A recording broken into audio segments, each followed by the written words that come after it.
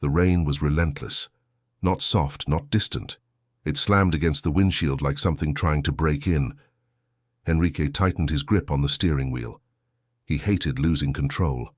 And right now, he had none. The engine had died without warning. No signal, no movement, no explanation, just silence and the sound of rain. He exhaled slowly, forcing himself to think. This didn't happen to him. Not like this. Not on a road he didn't even remember choosing. He checked his phone again. No.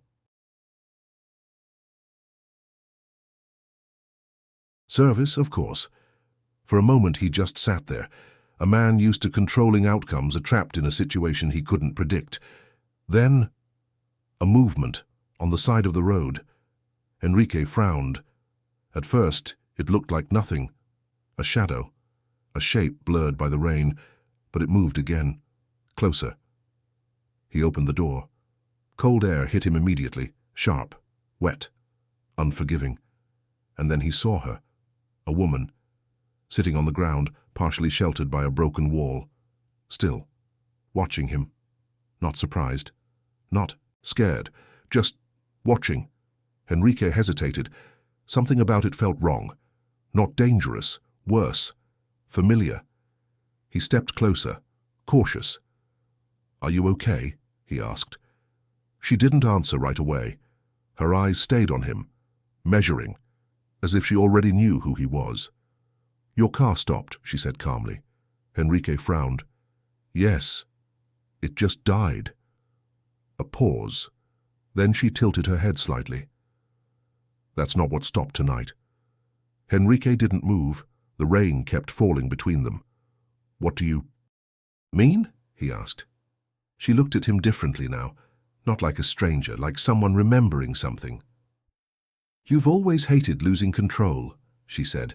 The words hit harder than they should have. Enrique's expression changed. "Do I know you?" She didn't answer. Instead, she looked down for a second, then back at him. "You should," she said quietly. Something tightened in his chest. "I'm sorry, I don't—" "You fired me." Silence, not loud, not dramatic, just heavy. Enrique blinked. What?" Her voice didn't change. No anger, no desperation. That made it worse. 10 years ago," she said. The rain softened for a moment, or maybe he just stopped hearing it. "You signed the decision yourself." Enrique searched her face. Nothing. No memory. "There must be a mistake," he said quickly. Too quickly. She almost smiled, not because it was funny, because she expected that answer. "There wasn't," she replied, and for the first time, Enrique felt something he wasn't used to. Not confusion, not frustration, something deeper, something uncomfortable, because the way she looked at him wasn't accusing. It was certain, and certainty was something he couldn't control. Enrique didn't respond immediately. He couldn't. His mind was already moving, searching, rejecting. 10 years. That was too far back. Too many decisions. Too many people. "I've made thousands of calls," he said, trying to stay composed. "If something happened, it wasn't personal." Moment the words left his mouth. He knew they were wrong, not because of what they meant, because of how they sounded. The woman let the silence sit between them. "No," she said finally, "it wasn't personal for you." That landed. Enrique shifted slightly, uncomfortable. "Then help me understand," he insisted. "What exactly are you saying?" She studied him for a second longer, as if deciding whether he deserved the answer. "There was an internal investigation," she said. "Money was missing." Enrique's expression hardened. That at least made sense. "And you were involved?" "That's what the report said." He nodded slowly. A familiar structure, a process, something he could recognize. "Then it was handled correctly." She shook her head, not in frustration, in certainty. "No," she said. It was handled quickly. A pause. That's not the same thing. Henrique felt the shift. Subtle, but real. Are you saying the report was wrong? I'm saying it was convenient. That word lingered. Convenient. Henrique looked away for a moment, rain dripping from his hair. If there was evidence, there was a conclusion, she interrupted. Not evidence. Silence again. But now it wasn't empty. It was building. Henrique looked back at her, more focused now. If what you're saying is true, why didn't you challenge it? This time, she did smile. Faint. Tired. I did. That wasn't the answer he expected. Then, what happened? Her eyes didn't move. Nothing. The word hit harder than anything else, because Henrique understood what it meant. Processes existed, appeals existed, structures existed, but sometimes they didn't work. That's not possible, he said, quieter now. It is, she replied, when the decision is already made. Henrique felt something shift again, not in the situation, in himself. You're saying I ignored it. I'm saying you trusted it. That was worse, because it wasn't an accusation, it was a diagnosis. Henrique exhaled slowly. If there was a mistake. He stopped, didn't finish the sentence, because for the first time, he wasn't sure what came after. The woman noticed. That's the problem, she said. You still think this was a mistake? Henrique looked at her, confused. What else would it be? She didn't answer right away.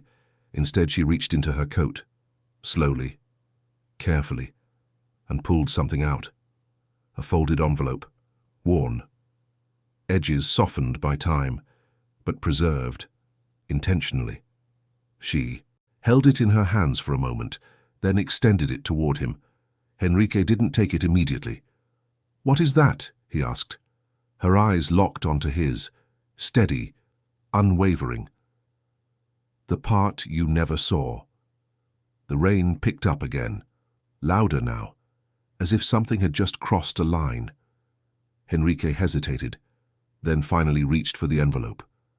The paper felt heavier than it should have, as if it carried more than documents. He unfolded it and began to read. At first, nothing made sense.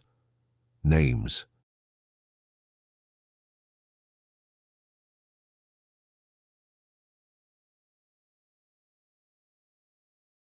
Numbers, authorizations, fragments of something incomplete, then a pattern, small but consistent. His expression changed. Not shock, not yet. Recognition, the kind that comes before understanding. This, he murmured, this doesn't match the report. No, she said quietly, it doesn't. Henrique flipped the page.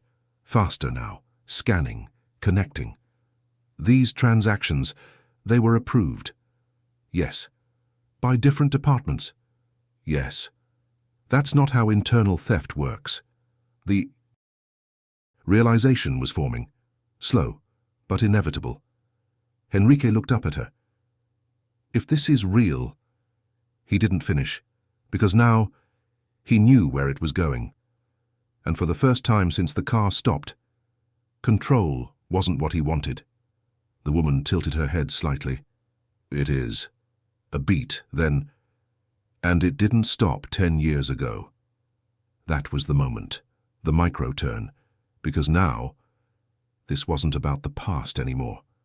Henrique looked back at the document, longer this time, slower, not searching. Any more, verifying, because now he wasn't trying to understand, he was trying to prove it wrong. This doesn't make sense, he said under his breath. But it did. That was the problem. The numbers aligned, the approvals matched, dates connected, too clean to be random, too consistent to be a mistake. These transactions, he said, flipping another page, they were spread across multiple accounts. Yes. Different departments. Yes. Different signatures. Yes. Every answer.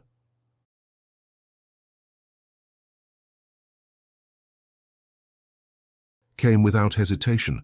That bothered him more than anything. That would require coordination, Henrique said, now thinking out loud. Internal access, clearance levels, timing. He stopped, because he already knew what came next. That's not something one person does. The woman didn't respond immediately. She didn't need to. Henrique looked at her. You're saying this wasn't theft? A pause. Not the way they said it was. Then what was it? She held his gaze. A system.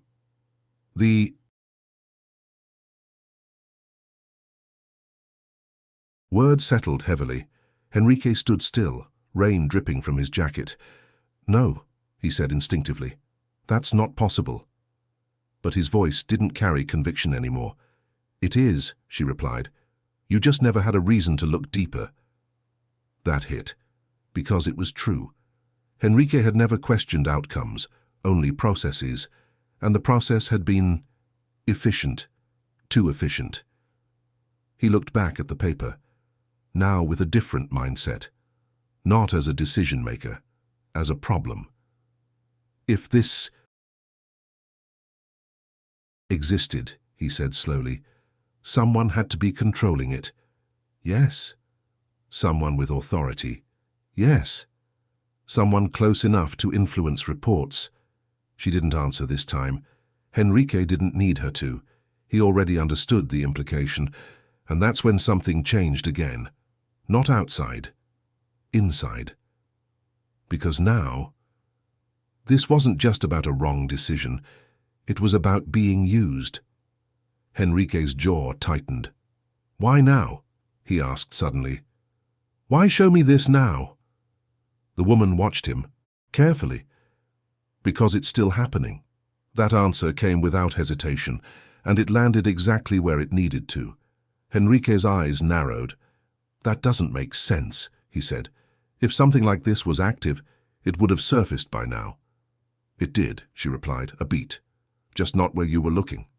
Silence, heavy, focused. Henrique processed that. Then where?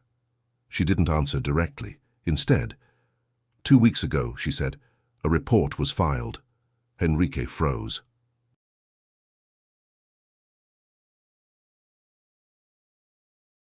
Filed where? Public prosecutor's office.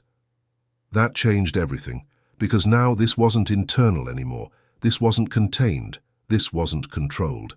That's not possible, he said sharper now. I would have been informed. You weren't meant to be.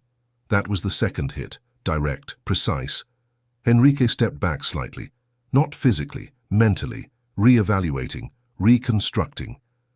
If a report was filed, he said, then someone exposed it. Yes. Why haven't I heard?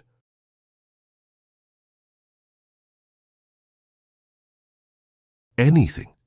She took a breath, slow, measured. Because the exposure wasn't complete. Henrique frowned. What does that mean? Her eyes didn't move. It means they're still building the case. A pause. And they don't know everything yet. That word again. Yet. Henrique felt the weight of it. And you do? He asked. She didn't hesitate. Enough. That was all she needed to say. Henrique looked down at the document again. Now it wasn't just evidence, it was a timeline, an active one. If this is true, he said slowly, then whoever is behind it knows exactly how the company works. Yes. They've been doing this for years. Yes. And they're still inside. Silence. The rain filled the space again, but it didn't matter anymore, because now the real question wasn't what happened, it was who. Henrique lifted his head, eyes sharper now, focused, controlled, but different. Who had that level of access? He wasn't asking her anymore. He was asking himself. Running through names, positions, permissions, people he trusted, people he relied on, people he never questioned, and then a thought, not complete, not confirmed, but enough to shift something. Henrique's expression changed, subtle, but real. No, he muttered. The woman saw it. You're thinking of someone. He didn't answer, didn't need to, because the moment had already happened, the moment where doubt turns into direction. If I'm right, Henrique said slowly, this isn't just internal. He looked at her, now fully present. This reaches higher than that. She didn't confirm it, she didn't deny it, she just said, you're starting to see it. And that was enough, because now, the threat wasn't a possibility anymore. It was real and it was close. Henrique didn't move, not immediately, because once a thought appears, you either reject it or follow it. And he knew. This wasn't something he could ignore. No, he said again, quieter this time.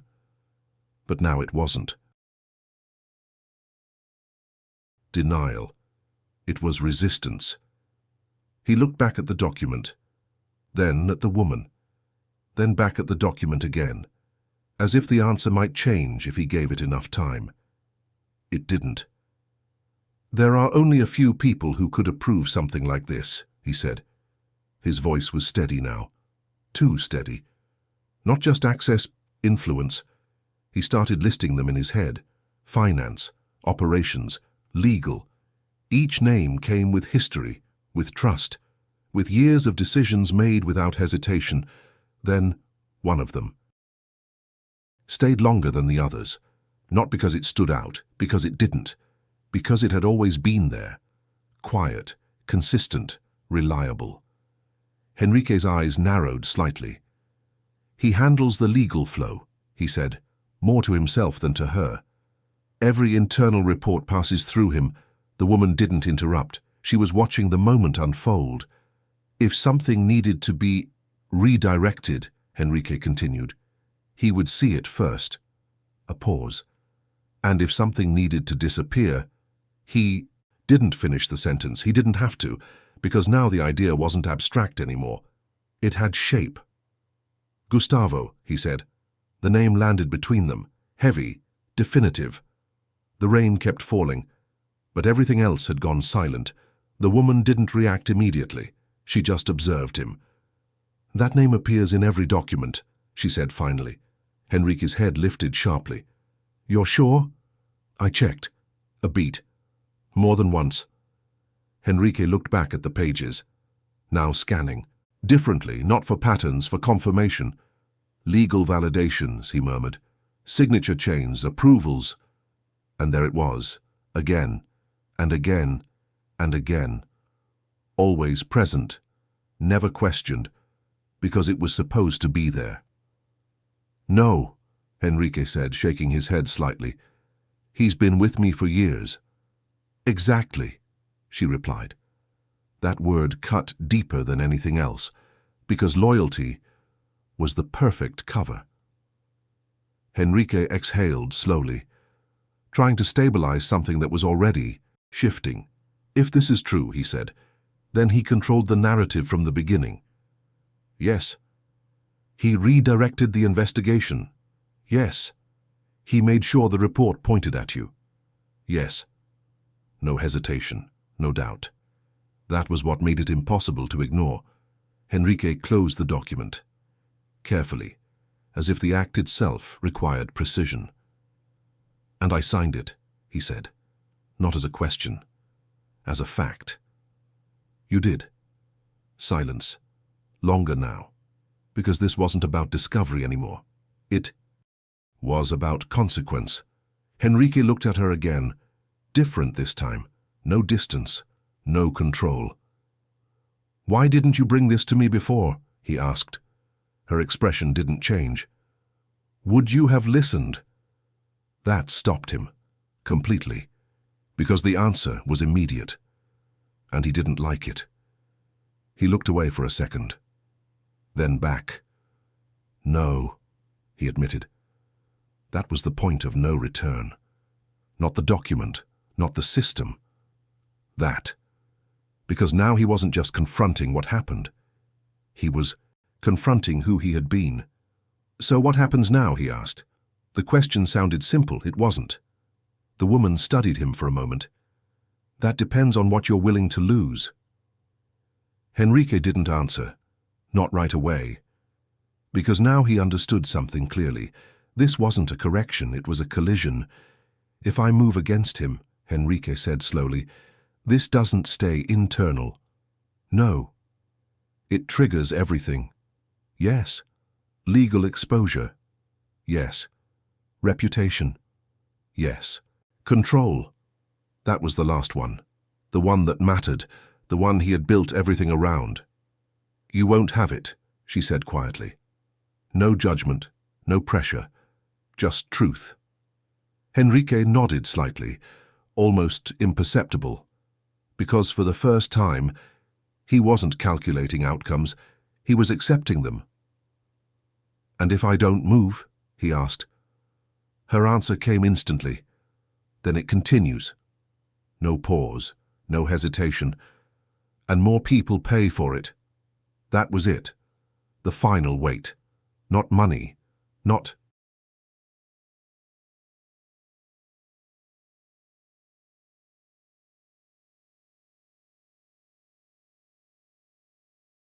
Status. People. Henrique closed his eyes for a brief second, then opened them again. Different. Decided. Call it in, he said. The woman didn't move. What? Henrique looked at her, fully present now. The report, he said. If they're building a case, a pause. I'm not waiting for it to reach me. That was the shift, from reaction to action. I'm walking into it. The rain intensified again, but it didn't matter, because the line had already been crossed. The building looked the same, glass, steel, precision, nothing out of place, nothing that suggested what was about to happen inside. Henrique walked in without stopping. No hesitation, no announcement, just movement.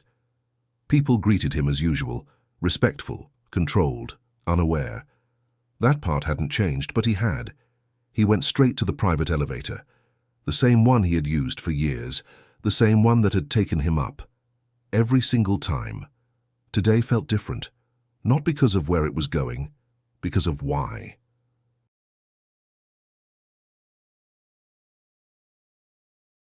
The doors opened, the top floor, the place where decisions were made and where they had been hidden. Henrique stepped out. Call the board, he said to his assistant. No explanation, no delay. Now! That was enough. Minutes later, the room was full. Executives, advisors, people who had built the structure with him, or under him, all watching, trying to understand. Henrique didn't sit. He stood at the head of the table, hands resting lightly on the surface, controlled, but not distant. And then his eyes stopped. Gustavo. Same posture, same calm expression, same certainty that had always defined him. For years, Henrique had trusted that. Now he saw something else. We're reopening an internal audit, Henrique said. No introduction, no context, just impact. The room shifted immediately. Confusion, tension. From 10 years ago, he added. That made it worse.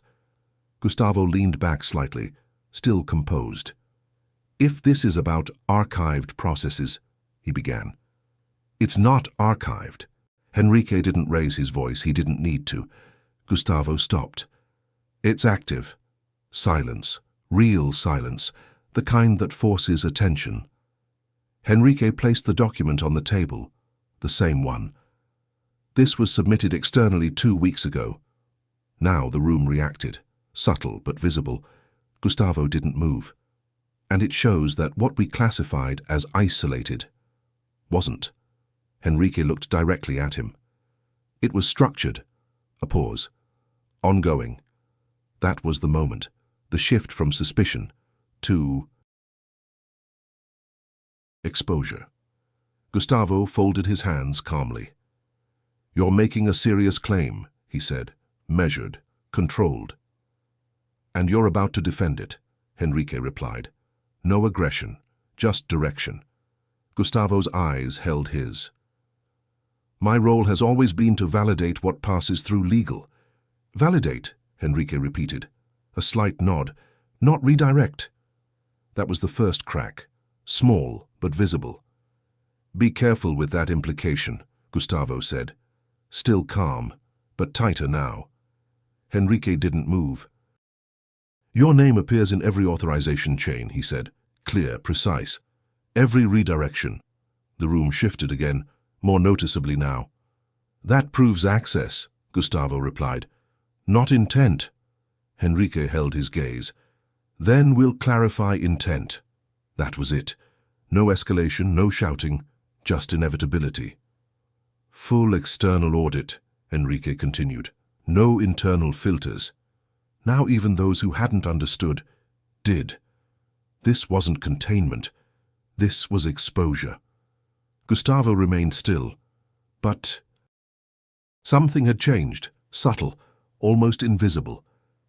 You're putting the entire company at risk, he said. Henrique nodded once. It already is. Silence again. But different this time. Because now the outcome was moving, not being debated. Gustavo didn't respond immediately, and that, more than anything, confirmed it. Not guilt, but vulnerability. Henrique stepped back slightly. This isn't about the past, he said. It's about what's still happening. And then, for the first time, he sat.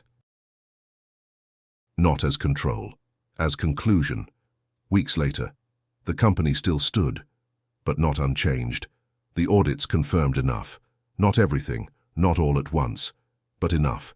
Patterns, structures, decisions that weren't accidents. Henrique stepped down from his position. Not forced, chosen, no defense, no statement, just one line. I should have looked further. Elisa never returned to the company, but her name did. Cleared, publicly, without condition, without revision, as it should have been. Gustavo faced the process. There was no dramatic collapse, no confession, just something quieter and more definitive. The system he had built stopped working. The building was still there. So was the structure. But Henrique wasn't at the top anymore. And for the first time, that wasn't the loss, because control had never been the real problem. What he chose not to see was.